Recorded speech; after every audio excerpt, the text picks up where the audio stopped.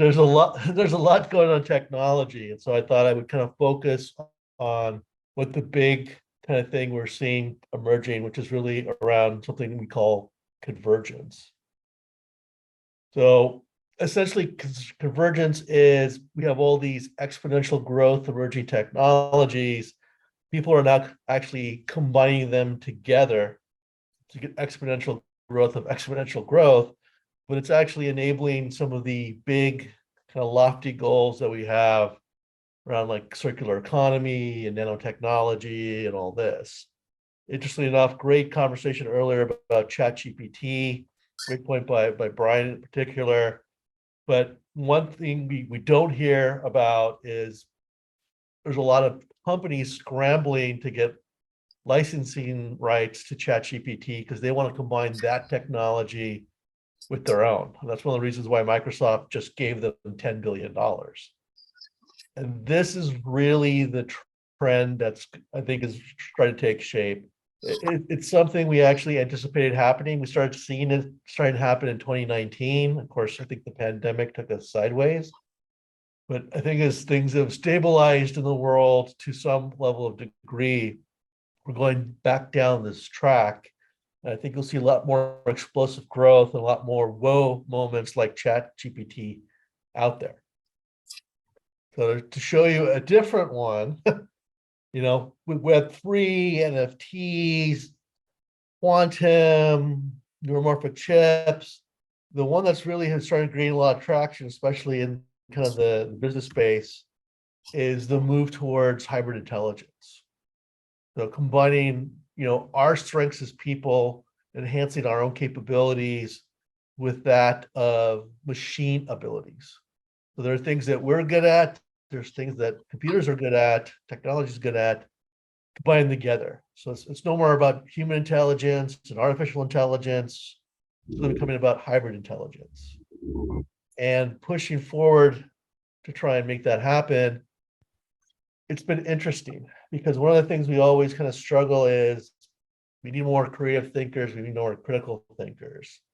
We don't really do a great job of teaching that, well, in schools or educational programs.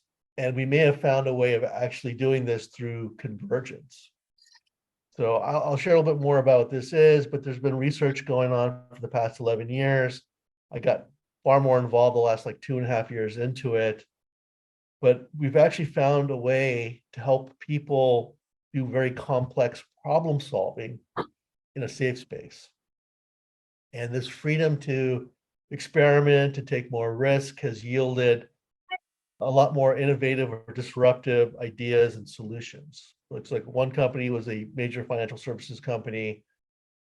By doing this, they actually doubled their stock price in about a year. So we're kind of unlocking this flow state.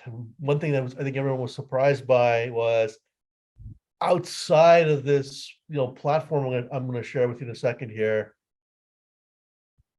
other problems or other opportunities that popped up, people were much better at thinking about it. Their reaction time was accelerated. Their ability to think critically and creatively was at a higher state. So for those of you who are familiar with like my buddy Stephen Kotler, this is the ultimate state we want to get into for kind of that, the thinking, the Zen, unleashing, innovation, whatever buzzword you want to throw out there. We actually may have found a way of doing this through hybrid intelligence. And the secret lies in the combination of the metaverse, artificial intelligence, and neuroscience. So AI, I know a few of you have heard me talk about this before. There's great content that Bill and Linnea have from my prior speech. Of course, there's my book and all that. And somebody needs a primer, happy to do that offline. But the power of AI is one, it's crunching billions of data points. It can process a volume of data that we can't.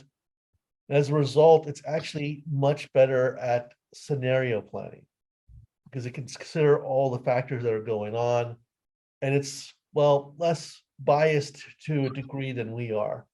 What we're seeing from a probability standpoint is things that we consider a black swan event are not so unrealistic after all. And AI is actually good about doing that. Plus, it's also good about what I call the ripple effect, seeing the downward trends. We always look at like, I'm working on X, and so I'm looking on the impacts of X, not considering the impacts of Y and Z and so forth. Just think of the COVID pandemic and how no one actually forecast that we have a shortage of cosmetics, laptops, bicycles, gaming consoles, and so forth.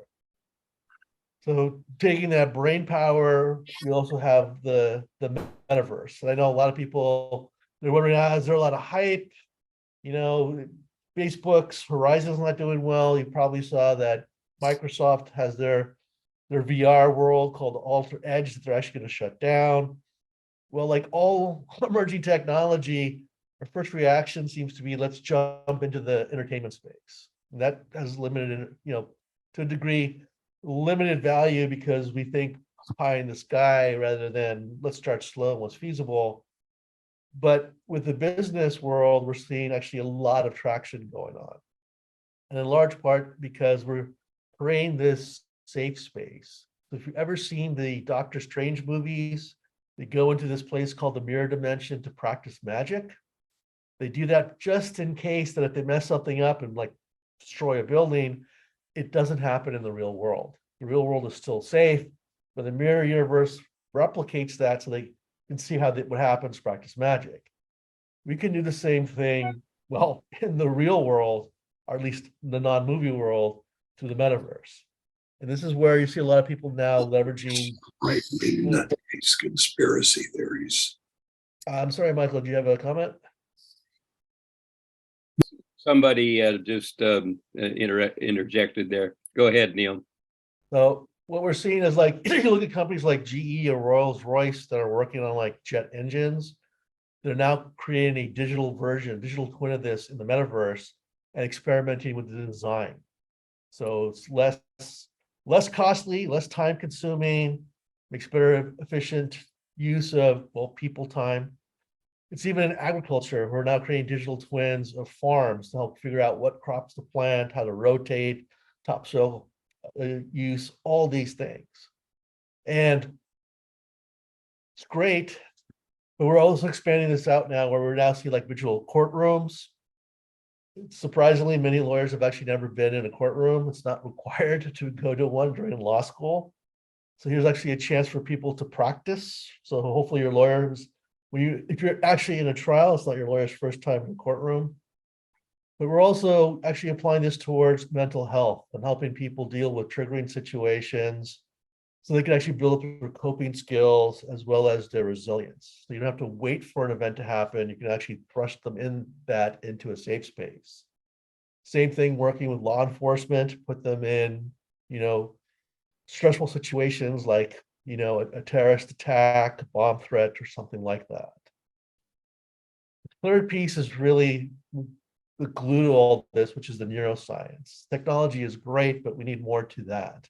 So we have to figure out if we're going to help people solve complex problems, or we're going to help upskill them, how do we actually do that? And that's around what are the situations they're going to face and the decision points that are involved.